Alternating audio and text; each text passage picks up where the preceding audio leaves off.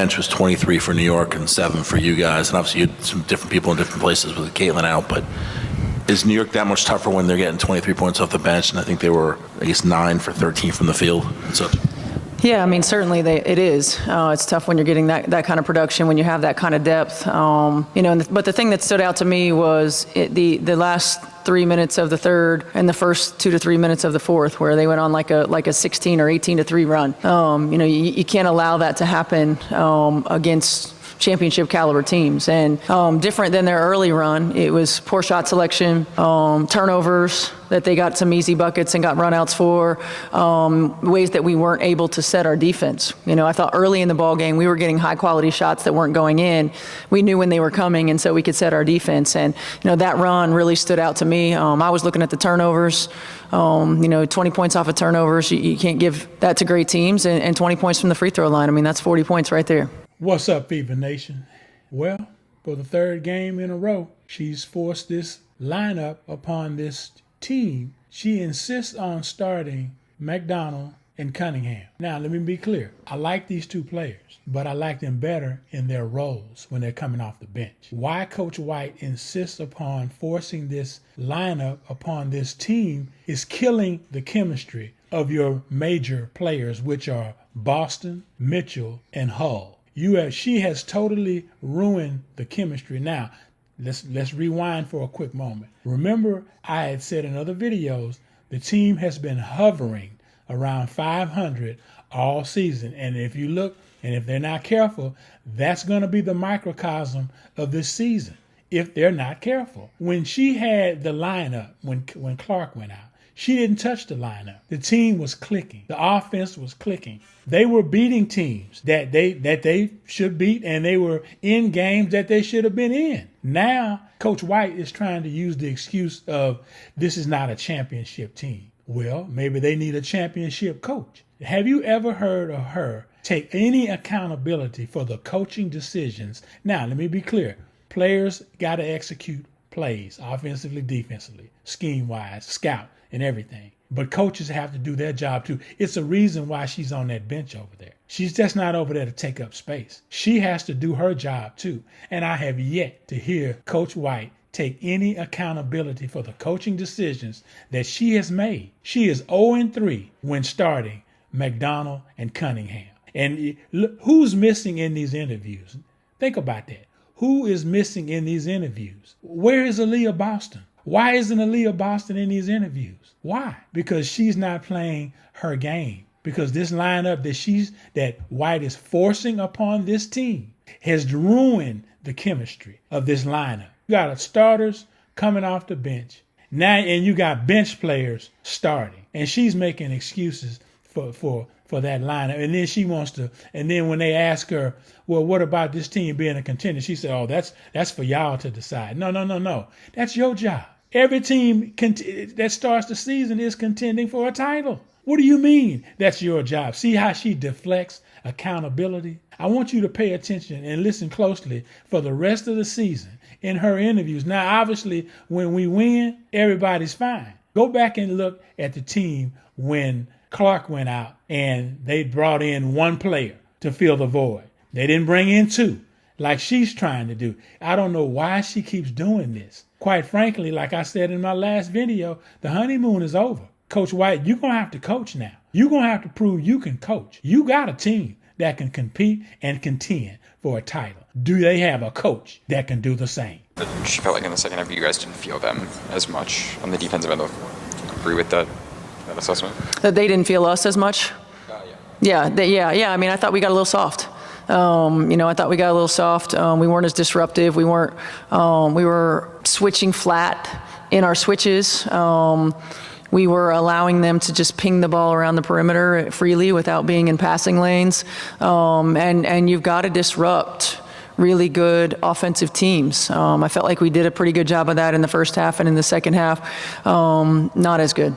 I don't know which coach said this, but they said a team is a reflection of their coach. Think about that. And I'm not trying to go personal, but when the going got tough, the tough got going. Remember when she had her, every time she has issues, she gets to take off. But when the team hits a little lull, she throws them under the bus. I didn't hear one player talk about, well, coach, you did burn off on us twice, when you and your, whatever, had to, was going through whatever y'all was going through. You put the team second. Natasha mentioned not knowing personnel kind of tonight, and that's something, Kelsey and Sophie have also mentioned in previous losses. Just, has that become an issue in games, or how is that something you fix? I don't know if it's not knowing as much as having awareness when you're on there. In transition, you get matched up, cross-matched oftentimes. And, if you quiz them on the scouting report, they know it. But recognizing it in live action, understanding, again, like what we're willing to live with, playing tendencies. Because at the end of the day, players make plays. And you have to make them make difficult plays. And that's, not letting players who like to drive left, right? Make them go right. Not allowing wide open catch and shoot threes to 3-point shooters, making them put the ball on the floor, disrupting their rhythm, their timing. It's just learning and having that awareness when it's not predetermined by a dead ball. This team was pegged as a contender, coming into the season with the talent, the depth on this roster, and obviously you guys have dealt with injury and roster changes, but what do you think is missing right now from really allowing that to click, that competition with the upper echelon to click on a consistent basis? Yeah, look, that's for everybody else to discuss whether we were really ready to be a contender or not. Now, here's why I have a problem with Coach White. The young lady asked her, what was the team's expectations on competing this year? There was talks of you all being a contender. And then Coach White deflects. She says, well, that's for you all. What? Are you serious? So what team that started this season isn't trying to make it to the title game? All organizations are trying to make it to the title game. What is she talking about? She's deflecting. She's deflecting her responsibility upon the players. She talks about everything the players are not doing. But she has yet to say, I can coach better.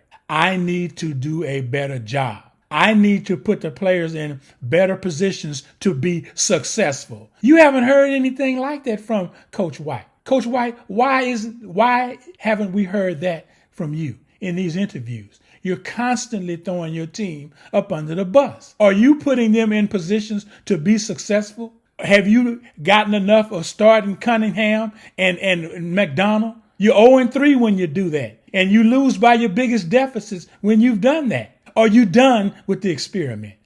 Certainly there's no substitute for experience. And Tosh and Sid are the ones on our team that have championship caliber experience. And so you got to go through it.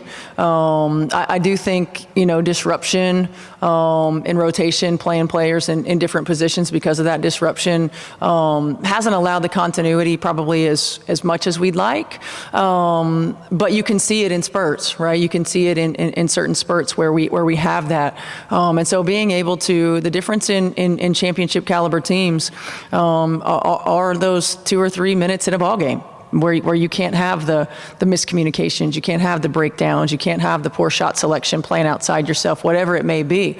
Games and series are won and lost in those small margins. And right now, we might have moments, and it might be 30 minutes a game, it might be 38 minutes a game, but those 2 minutes matter, and we've got to get to the point where we're not having those moments and those lulls.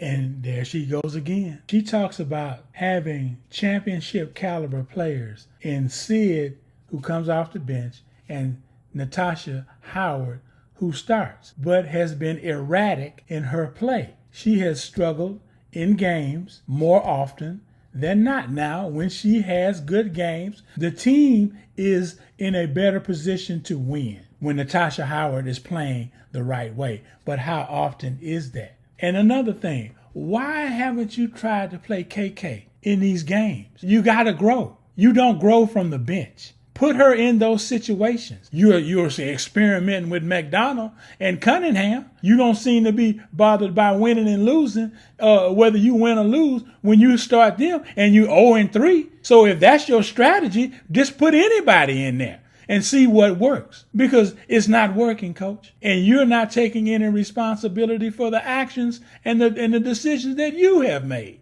You're constantly pointing the fingers at the players. Now, I will agree to a degree with you that yes, it is the player's responsibility to execute your game plan. If is it a game plan that makes each player successful at their skill set level? Are you putting those players in position to be successful at the level of their skill? Or are you just trying to fit a square peg into a round hole again?